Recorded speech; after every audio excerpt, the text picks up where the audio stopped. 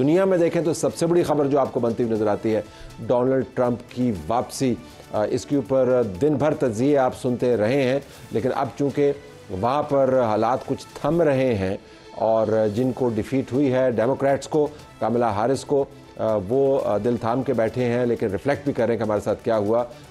ये एक बहुत बड़ी तब्दीली है। तो डोनाल्ड ट्रंप ने इलेक्ट होकर फॉक्स न्यूज़ की रिपोर्ट के ऊपर कि मैं इलेक्ट हो गया हूँ, जब उनके असल वोट 266 थे, बराह रास्त अपना वास्ता जोड़ा खुदावंद ताला के साथ कि मुझे एक ख़ास पैगाम दिया, मुझे ख़ास मैंडेट दिया।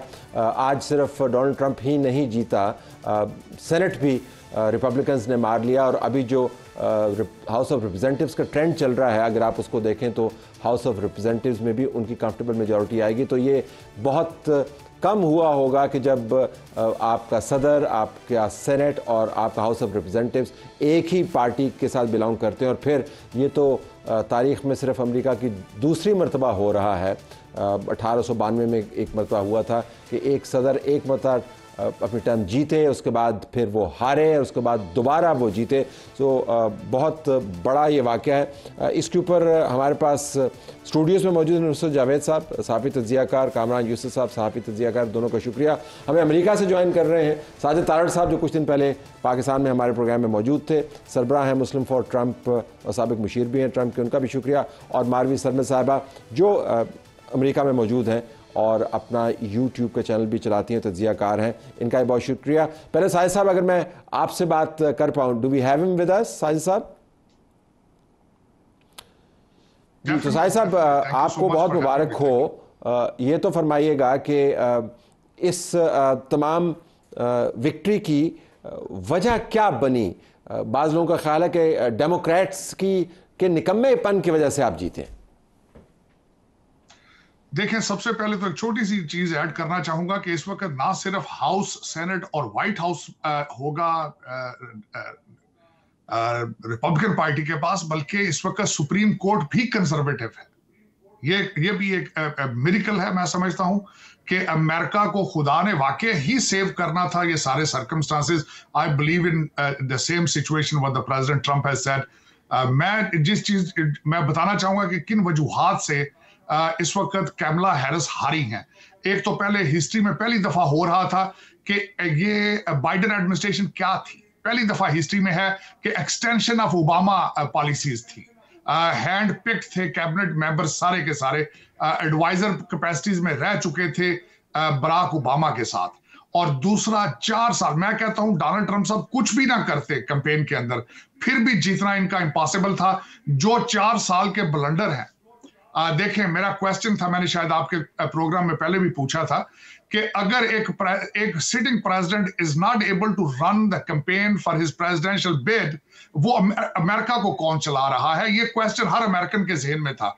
फिर उसके बाद 21 मिलियन लोगों का आना, जो कि किसी वेटिंग प्रोसेस के जरिए नहीं आए। डोनाल्ड ट्रंप साहब बार बार अपनी तकारीर में कहते रहे हैं कि 30,000 से ज्यादा चाइनीज आ चुके हैं अमेरिका में, एंड वो वी हैव नो क्लू कि चाइना की इंटेंशंस क्या हैं। उसके बाद एक इन्फ्लेशन, क्योंकि यहां से इन्होंने ड्रिलिंग और फ्रैकिंग बंद कर दी थी एनवायरमेंट के नाम पर, और ऑयल डिपेंडेंट हो गए थे, एनर्जी डिपेंडेंट थे, इन्फ्लेशन आसमान को छू रहा था। फिर उसके बाद सबसे बड़ी चीज जो ये थी कि पेंटागन डिमोरलाइज था, पुलिस डिमोरलाइज्ड है। 1000 से ज्यादा की चोरी को लीगलाइज ऑलमोस्ट हर स्टेट में कर दिया गया था, और सारा दिन लोग जो है चोरियां करके स्टोरों से वॉकआउट कर रहे थे। यहाँ पे स्टोर अब बंद हो रहे थे। उसके बाद जो अगली चीज मैं ये कहूंगा कि दुनिया ऑलमोस्ट तीसरी जंग पर खड़ी थी, धाने पर। सारी जंगें पिछले 4 साल में हुई क्योंकि ओबामा की पॉलिसीज, बाइडेन की पॉलिसीज को प्रेसिडेंट शी ने और प्रेसिडेंट पुतिन ने कैलकुलेट कर रखा था कि they can not war, they are weak in everything. और फॉल ऑफ काबुल जो है, अभी तक American they are suffering from the pain of it. तो ये सारी चीजों को जब कैलकुलेट किया जाए तो it was almost impossible for any Democrat candidate to win the White House. और I thank God कि today there is a new beginning, it's a new morning for the world. Donald Trump साहब, जिस तरह आपने इब्तिदाइये में उनकी video चलाई कि he is planning to cut down the war, he has been considered a peace president. He will get his objectives of wars from the embargoes, sanctions and tariffs. मैं अभी किसी प्रोग्राम में 5 मिनट पहले बैठा था, तो उन्होंने कहा जी कि ये ट्रेड वार शुरू कर देंगे चाइना से। मैंने उसका सिंपल जवाब ये दिया था कि still trade wars are better than killing 45,000 people in Gaza और इन यूक्रेन। और जंगों से टेरिफ वार मैं समझता हूं trade war is way better than the practical wars with the tanks and missiles and fighter jets. ठीक है साहिद साहब, शुक्रिया हमारे साथ रहेगा। आप जरा डिफरेंट पर्सपेक्टिव के लिए मारवी सरमद साहबा से बात करूंगा। मारवी साहबा, ये आपने साहिद साहब की बात सुनी, जो एक इमेज है डोनाल्ड ट्रंप का कि ठीक है उन्होंने तकरीर ठीक कर ली, लेकिन जो उनकी उठान है, जो उनका नज़रिया है, जो उनकी तारीख़ है, उससे वो पीछा नहीं छुड़ा सकते। वो जिस किस्म के बयानात देते रहे हैं वो मौजूद हैं। तो ज़रा मैं आपका असेसमेंट जानना चाहूँगा। तारिक साहब ने तो कहा कि अमेरिका को बचाने के लिए खुदावंद ताला की तरफ से ख़ास रास्ता मुतय्यन किया गया। Your take. जी बहुत बहुत शुक्रिया तलत साहब। जी साजिद साहब ने जिस तरह से जिक्र किया, यही इम्प्रेशन जो ट्रंप साहब की कैंपेन है वो ये देने में कामयाब रही थी और बहुत कामयाब रही।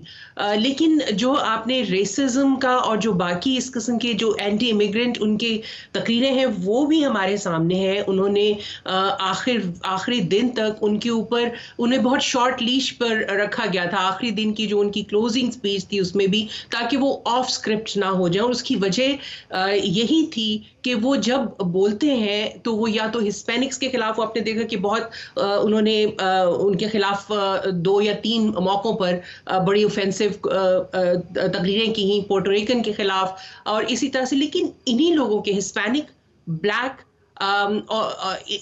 इन लोगों की तरफ से बहुत ज्यादा वोटिंग आपको देखने में आई होगी।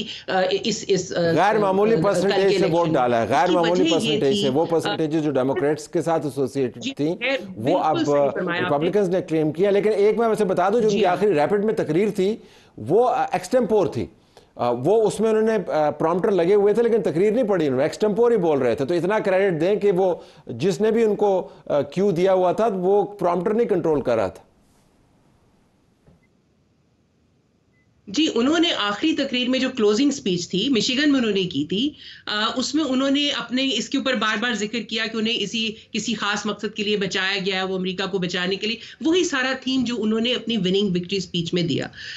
मैं आपको कहना ये चाह रही हूँ तलत साहब कि जो एक अनप्रेसिडेंटेड आपको वोटर नजर आता है, black American, African American, Hispanic voters, मुसलमान वोटर्स, जो मिशिगन में खास तौर पर देखिए, जो ट्रंप कैंपेन थी वो बहुत साइंटिफिकली चली है। उन्होंने मुख्तलिफ कम्युनिटीज को रीच आउट किया।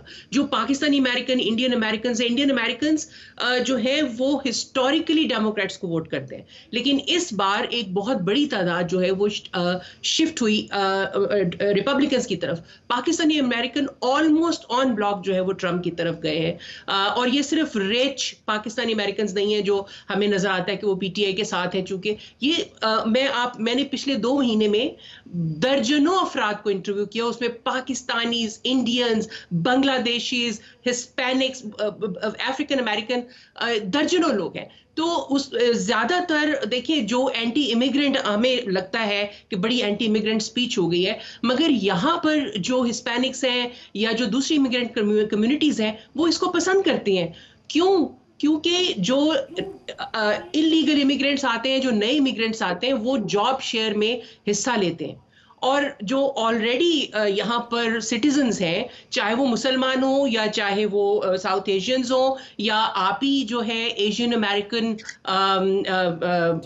पैसिफिक आइलैंडर कम्युनिटी, बहुत बड़ी ग्रोइंग कम्युनिटी है, ये सब के सब। और African American, by the way, जो ब्लैक अमेरिकन हैं यहाँ पर, उनको पसंद नहीं आते ये जो इथियोपिया से और जो अफ्रीका से नए नए इमिग्रेंट आते हैं, क्योंकि ये सब जॉब्स में हिस्सेदार होते हैं। इलीगल और लीगल इमिग्रेंट्स के दरमियान जो कंपटीशन है उसने इमिग्रेंट्स के वोट को उधर स्विंग किया। लेकिन कैंपेन नुसरत बड़ी साइंटिफिक रन की, बल्कि आज कैंपेन का तजिया किया जा रहा था और कह रहे थे कि ये चूंकि उनकी तीसरी कैंपेन थी और कहते हैं इससे बेहतर कैंपेन हालिया अदवार में हमने देखी नहीं। तो ये टेक ऑन कैंपेन, मैसेजिंग, जिस तरीके से उन्होंने क्लैरिटी के साथ बोले और जिस तरीके से हर किसी वोटिंग कंस्टिट्यूएंसी को ही हैड समथिंग टू से फॉर देम। देखिए, हमें एक बात तो एडमिट करना होगी, मैं ज़ाती तौर पर उनका कोई मता नहीं है, वो तो मैं यानी कि लेट्स बी वेरी ऑनेस्ट। मैं अभी भी समझता हूँ कि वो मिसोजिनिस्ट हैं और रेसिस्ट हैं, ये मेरी सोच है। ठीक। लेकिन हैविंग सेड दैट, आपको ये बात एडमिट करना होगी कि वो मुसलसल कैंपेन मोड में रहे हैं 2016 से।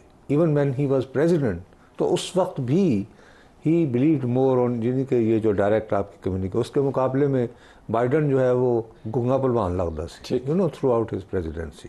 उसके बाद उन्होंने फ़ौरन अपना बयानिया बनाया कि जी इलेक्शंस वे स्टोलन, और वो इंतहाई साबित कदमी से, या अगर आप उसको तंजिया कहना चाहते हैं तो ढिठाई से उस पर डटे रहे, और ही sold his you know message well, and plus उनके साथ वो मिल गए ईरान, जिनको आज उन्होंने सुपर जीनियस कहा, आज उन्होंने उनको सुपर जीनियस भी कहा, और साथ ही उन्होंने स्टार इज बॉर्न, नहीं सर, एक कमेटी का वो साथ में चेयरमैन बना दिया, एफिशिएंसी, और जो डेफिनेटली ह्यूज गवर्नमेंट कट्स पे लेकर जाएगी, और जिससे काफ़ी लोग बेरोजगार होंगे। So effective campaign, direct messaging और साबित कदमी, और सबसे पहली कि he was in a perpetual campaign mode since 2016। बड़ा लंबा रन अप। उसके मुकाबले में यानी कि कुमला को तो बेचारी को बिल्कुल लास्ट मोमेंट पे उतारा गया। 178 के करीब मैं सिर्फ एक बात मैं ज़रूर करना चाहता हूँ, साजिद साहब भी हैं, मारवी भी बैठी हुई हैं, कि अल्लाह ताला ने वो समझते हैं कि इनको किसी ख़ास मकसद के लिए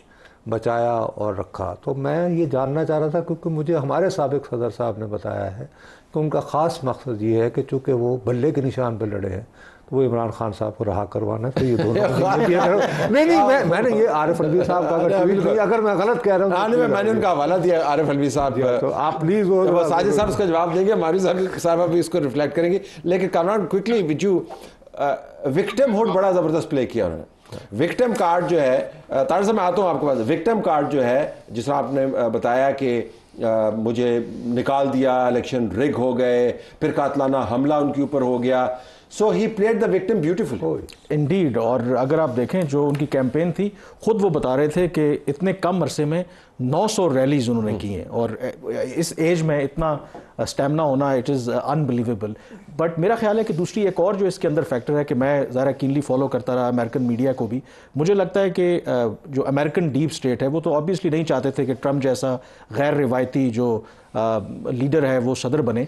तो उधर अगर आप देखें तो वो मुसलसल जो रिपोर्टिंग कर रहे थे, जो पोलस्टर्स थे, वो जो फ़र्क दिखा रहे थे जी बड़ा कम फ़र्क है। और मैं 2-3 दिन पहले तारड़ साहब को सुन रहा था, तो वो भी बात वैसे ठीक है कि अब जब नताइज आए हैं, लगता है कि जो बेशतर वहाँ पर मीडिया था उनकी बदनीति थी, शायद ऑन ग्राउंड उनको चीज़ें पता थी, क्योंकि जब नताइज सामने आए हैं तो वो तो बिल्कुल क्लीन स्वीप है, कहीं भी वो नज़र नहीं आ रहे थे। तो आई थिंक और उसके अंदर फिर एक और जो दूसरा फैक्टर हमें नहीं भूलना चाहिए कि ज़ाहिर है कि उनकी एक अपनी अपील है, मसलन जो प्रेसिडेंशियल डिबेट जो एक ही हुई कामला हारिस के साथ, जिसमें उन्होंने कहा कि जो गैर कानूनी तारकीन वतन हैं वो अमेरिकन के जो पेट्स हैं, बिल्लियाँ, कुत्ते, वो ज़बह करके खा रहे हैं। हालांकि उस पर रिजॉइंडर्स और रिबटल्स कि ये बिल्कुल झूठी खबर है, लेकिन उसके बावजूद जो उनके सपोर्टर्स हैं वो उन पर बिलीव करते हैं। एंड मोर इम्पॉर्टेंटली वहाँ पर जो जैसे अब ऐसा नहीं है कि सिर्फ जो वाइट ने उनको वोट दिए हैं या जो ब्लैक्स ने झोली भर भर के वोट दिए हैं, लैटिनोज ने दिए हैं, हिस्पैनिक्स ने दिए हैं, और इसमें इफ आई क्विकली ऐड, मतलब कुछ अर्सा पहले मेरी एक बड़े इन्फ्लुएंशियल पाकिस्तानी अमेरिकन पाकिस्तान आए हुए थे, तो उनसे मेरी बात हुई, तो उन्होंने ये प्रिडिक्ट किया था। उन्होंने क्या कहा था? उन्होंने कहा जो डेमोक्रेट्स हैं वो इतने लिबरल हो गए हैं कि कहता है कि अब जो हार्ड कोर वहाँ पर जो राइट विंग क्रिश्चियंस हैं वो भी परेशान हैं कि मसलन आप बच्चे स्कूल में जाते हैं, उनसे उनकी ओरिएंटेशन पूछते हैं कि इस तरह की चीज़ें, तो इससे ना सिर्फ जो क्रिश्चियंस थे बल्कि वहाँ पे जो मुसलमान थे, ब्रॉडर पॉलिसी को छोड़ दें, वो भी बड़े अनकंफर्टेबल थे कि ये डेमोक्रेट्स जो हैं ये आखिर अमेरिका को किस तरफ लेके जा रहे हैं। That's a great point.